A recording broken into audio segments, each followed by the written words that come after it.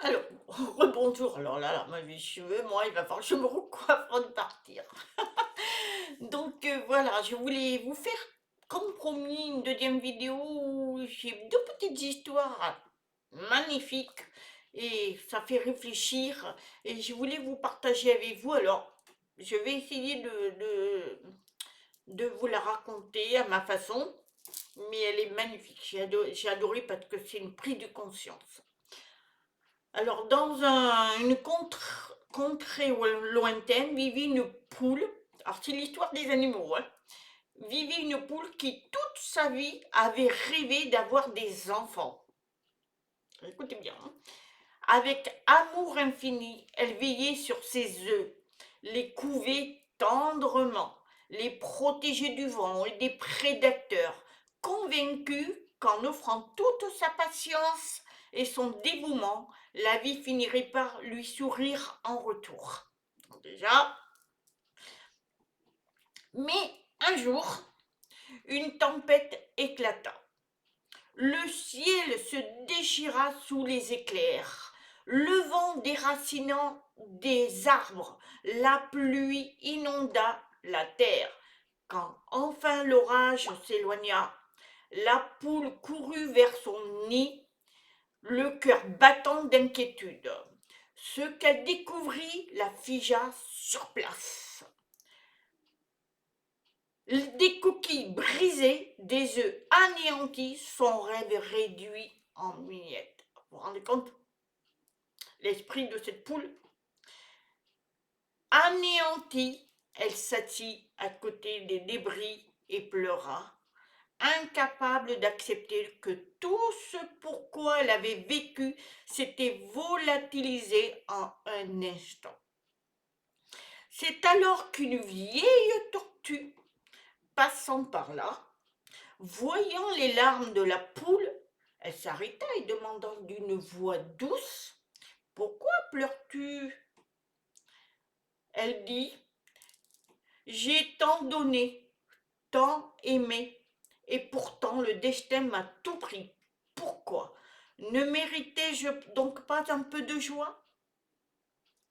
La tortue poussa un profond soupir et répondit: Tu crois que la vie est injuste? Mais si au contraire elle suivait simplement ses lois, le soleil se lève et se couche.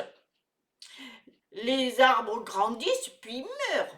La tempête emporte ce qui est plus fragile qu'elle. Nous ne pouvons arrêter le vent, ni retenir les feuilles sur les branches lorsque l'automne arrive. Alors pourquoi te blâmer pour quelque chose que tu ne pouvais pas empêcher? Oui, la nature, on ne peut pas l'empêcher, hein. La poule contempla son nid dévasté. Mais comment continuer à vivre? Tout ce qu'à quoi j'aspirais n'existe plus. La tortue lui sourit avec bienveillance. Vis, donc tu vis. Si la tempête a emporté ton espoir, trouve en toi la force d'en bâtir un nouveau. Si tes anciens rêves se sont brisés, permets-toi d'en créer d'autres. La sagesse de la vie, ce n'est pas de lutter contre l'inévitable, mais de l'accepter et d'avancer malgré tout. Silencieuse, la poule hocha la tête. Les larmes coulaient encore sur ses plumes, mais au fond, elle naissait une compréhension nouvelle. Elle ne pourrait jamais récupérer ce qu'elle avait perdu, mais elle pouvait choisir de se relever et de continuer à espérer. Dès lors, la poule ne pleura plus jamais ce qu'elle ne pouvait changer. Elle apprit à ne plus craindre les tempêtes, mais à lever les yeux vers le ciel avec la certitude qu'après chaque orage, le soleil finit toujours par revenir. Alors, la morale de l'histoire, la morale de l'histoire, elle est magnifique, hein, cette histoire. Parfois, la vie nous confronte à des épreuves que nous ne pouvons éviter. Nous pouvons pleurer, lutter, nous en vouloir, mais rien de tout cela ne changera le passé. Ce qui est en notre pouvoir, c'est d'accepter, d'apprendre et de continuer à avancer malgré tout. Voilà. La morale de l'histoire, c'est que malgré nos épreuves de la vie, il faut avancer. Parce qu'il y a toujours le soleil qui brille et qu'on peut et puis l'espoir fait vivre. Hein. Donc, recommençons nos projets, recommençons à vivre et puis luttons parce que on peut arriver au bout de nos idées, nos projets et tout. Cette poule, elle voulait des enfants. Et bien, c'est pareil. Il y a des femmes qui ont désiré des enfants et puis ont fait des fausses couches. Et bien, persister, continuer, et sinon, bien, adopter. Ça, c'est une parenthèse. Mais il y a plein de choses. Vous avez un projet que vous avez mis en place, on vous l'a volé, et bien, recommencez autre chose. Ou alors, vous avez été à un entretien d'embauche, il y en avait plusieurs, vous n'avez pas été pris. Eh bien, continuez, il y avait un travail à faire.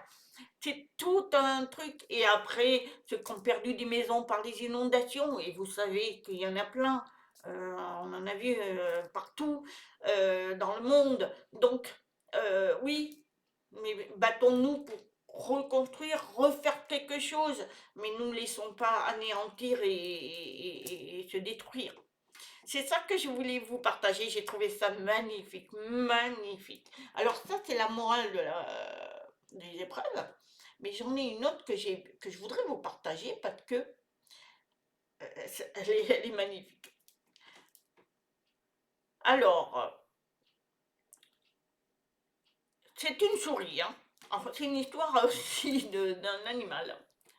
Une souris cachée dans son trou vit le fermier et sa femme ouvrir un paquet. Curieuse, elle observa et son cœur se serra. C'était un piège à souris. Affolée, elle courut prévenir les autres animaux de la ferme. Écoutez bien, hein. Elle s'adressa d'abord au poulet. La souris dit au poulet, il y a un piège à souris dans la maison. Et le poulet répond, ce n'est pas mon problème, répondit en haussant les épaules. Hein, les plumes. Elle alla vers l'agneau.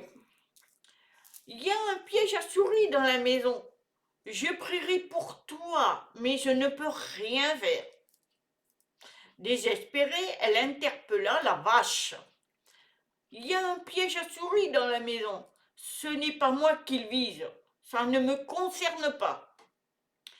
Donc la souris, triste et impuissante, retourna se cacher. Mais cette nuit-là, un bruit retentit. Le piège s'était refermé sur la queue d'un serpent venimeux. Dans l'obscurité, la fermière pensa attraper la souris, fut mordue. Transportée d'urgence à l'hôpital, elle revint avec une forte fièvre. Pour la soigner, écoutez bien, hein, pour la soigner, son mari tua le poulet, celui qui n'avait rien à foutre, afin de lui préparer une soupe.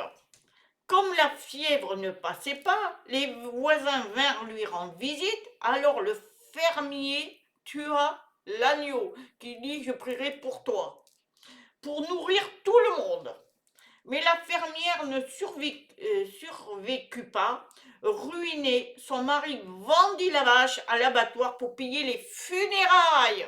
Et la vache, qui elle aussi n'avait rien à foutre, eh bien la souris observant l'impuissance, la morale de l'histoire, quand quelqu'un vous parle de son problème, ne l'ignorez pas, sous prétexte que cela ne vous concerne pas. Un problème ignoré peut vite devenir le vôtre. Attention, celui qui ne vit pas pour aider les autres ne sert pas à vivre. C'est ce que je voudrais. Le monde ne souffre pas des méchants, mais de l'indifférence des gens bons. Donc, alors tendez la main tant que vous le pouvez et vive le cercle privé. Voilà, c'est-à-dire que on s'en fout que l'autre souffre, qui est à côté de vous, qui souffre. Il est malade ou il est pauvre et il n'a pas à manger. Ah ben oui, mais c'est pas mon problème. Si vous pouvez le faire, faites-le. Aidez, tendez la main.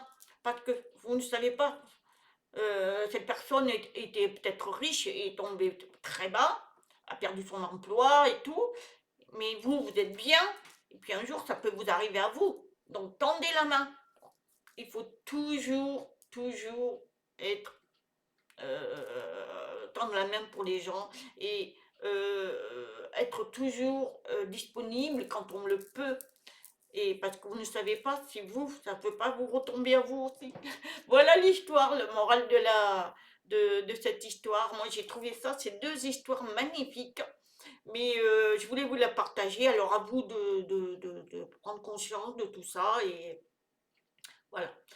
Ce sont des belles morales par l'intermédiaire des animaux. Ça, j'ai trouvé ça super. Voilà. Je vous souhaite une très très bonne journée parce que là, j'ai fini. Je me prépare. Je m'en vais travailler. Je vous embrasse. Je vous souhaite une très très bonne journée. Et prenez bien soin de vous. Je vous aime. Namasté.